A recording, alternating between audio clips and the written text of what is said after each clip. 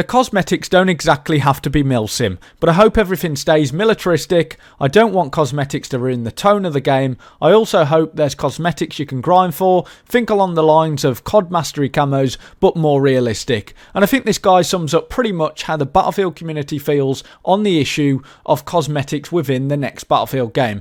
I don't want the cosmetics that EA and DICE add to distract players away from the visual identity that is trying to be portrayed by the developers. If you're trying to have these really amazing graphics and they're talking about this really, upped fidelity, impressive scale and scope and all this destructible environments, 128 players, if you're trying to implement all this and then it gets ruined by these rainbow looking cosmetics that just distract players away from the whole experience you're trying to portray, that is a problem. And I mean, I understand that developers are looking at games like Warzone and Rainbow Six Siege. They're making record profits, making so much money off these wacky, exotic looking camos that I don't really personally want to see in the next Battlefield game.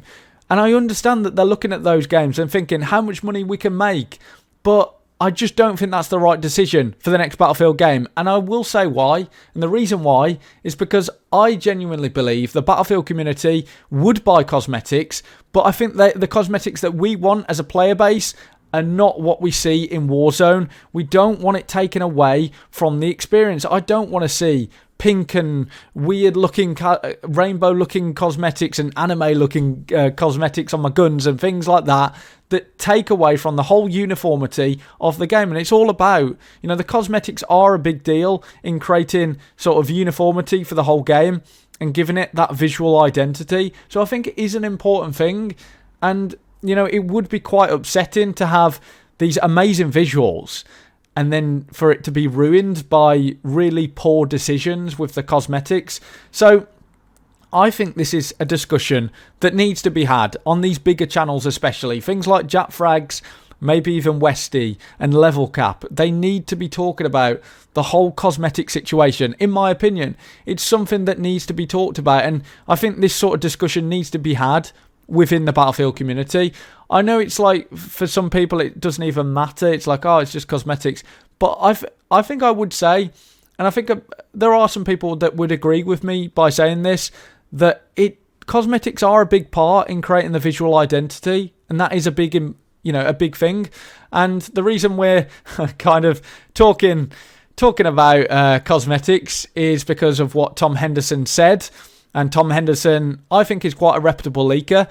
And he says, just due to the nature of the setting, I think expectations should be set that there will be some wacky cosmetics, which isn't necessarily a bad thing. And when he was saying wacky cosmetics, he linked to this video as well. And they're showing some helmets, which for the most part do look pretty cool. They're not too bad sort of helmets, but I'm just interested what else is going to be added that is meant to be wacky. I'm just kind of interested to learn more about this, because I think this is an important discussion. And I think, it will take away from the hype. Some people have said here, wacky cosmetics will kill a lot of hype, in my opinion. And I think it will. It's not going to make and break a game, but it definitely does distract players, and it does take away from the whole game that you're trying to portray as a military shooter. Let's have cosmetics that would be used in proper military combat. For me, I'm more of a neutral colour palette guy, so I like your blacks and your browns, things like that, as my cosmetics for my weapons and my uniforms that I would have. That's just me personally, but I understand that other people like more colourful things, so I'm not against kind of experimenting with different colour palettes. That's totally normal. Have that. But does it distract from the overall sort of game that you're trying to portray? And I think that's the sort of questions that need to be asked. And I think EA and DICE should be having these conversations with the community, asking us what sort of cosmetics we want in the game. And so, yeah, I think it's kind of important. And I'd like to get your thoughts and opinions on it as well in the comments down below.